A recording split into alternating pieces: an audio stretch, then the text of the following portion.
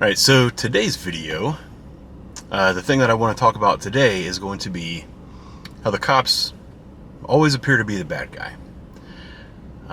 What inspired this topic today was that the other day that bad guy was me. At the end of the day, there was a homeless guy who was living in his car, and I was impounding his car. So I showed up, I wrote the parking ticket, I called a tow truck, knocked on his window, and told him, hey, I'm going to tow your car today. And he instantly got to his phone, he started scrambling, he was calling everybody he knows, doing everything he could to get his van moved so that I wouldn't impound it. Some people showed up, started heckling me, started yelling at me, calling me names, saying that, I was just going to exert my authority regardless of what was going on, saying that I didn't understand this guy's situation. They started ridiculing me, saying, oh, you think you're all badass, flexing your authority out here, and saying all this stuff, accusing me of being heartless. You name it, they said it to me. Luckily, on this occasion, nobody got out their phone and started recording me. But here's all the stuff that they didn't know about this situation. Is that guy has been parked on that city street for almost a month. Prior to that, he was parked at a private business. His van was leaking fluid. By the time I impounded it, I don't think there was any fluid left in the van. The first time that I encountered him, almost a month ago, it was leaking fluid at a rate that if you looked under the van, you could see it literally pouring. It wasn't dripping. There was a stream of fluid coming out from underneath this vehicle. So I told him he had to move it because he was on private property and they're going to have it towed. So he moved it off to a spot on the city street. And I told him, it's like, you can't park there forever. You're going to have to get this thing moved. And he said, yeah, I know. I'm going to get somebody out here tomorrow. Well, then we started getting citizen complaints.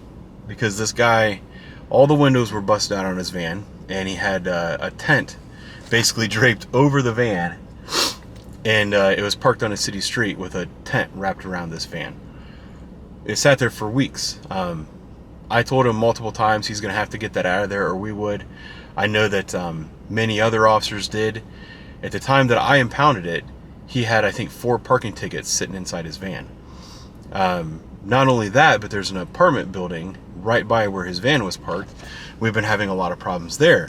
Been having a lot of problems with the consensus is that there's some drug dealers that have taken over one of the apartments in the building, and that he is somehow involved with that. That's what everybody's telling me. I was dispatched to that apartment building for multiple fights during the time that his van was parked there. And every time I went to that building, he was somehow involved with whatever problem was going on there. So on the most recent occasion when I went out there, we took a report for him. He was claiming to be the victim. Yada, yada, yada. They trespassed him. Like, the building manager showed up and said, hey, you're not allowed on these premises anymore. So we officially served him with a trespass notice that he's not allowed to be on that property anymore. He gave us some lip about that. And I told him, listen, tomorrow I'm going to come out and I'm going to impound that van if you haven't moved. The next day turned out to be an extremely busy day, and I didn't get the opportunity to go out there.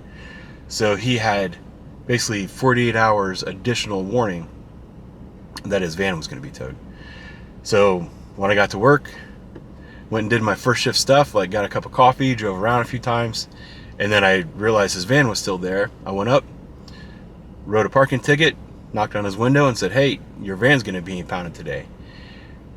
He'd been parked there for almost a month, and not until I had a tow truck literally on the way did he start making phone calls to get his van out of there. But that didn't stop everybody from showing up and yelling at me, saying that I was the bad guy. They were saying a lot of things, that we don't understand his situation, that we don't have any compassion, yada, yada, yada. If that were the case, his van would have been towed a month ago. I think it's pretty fair to say that he had more warnings and more opportunities to move than was fair. It was one of those situations where it kind of struck me, because if somebody had a video camera and was recording me, and when they were standing there, saying all these things to me, my response was, look, nothing you say right now is going to change the fact that I'm impounding this van, because that's what I have to do. If they were recording me and the public only got to see that little bit of the interaction, that's one of those things that could have gone viral, and I would have gone viral as being the bad guy, and I would have been like the face of heartless police, and I would have been used as an example of why we need to learn how to community police. It's just one of those things that happens on a daily basis, but nobody really gets to see the whole story. So that was a topic for today, and that's an explanation of one of the reasons why the cops always appear to be the bad guy, because nobody knows the full story. Thanks for watching. I'll talk to you soon.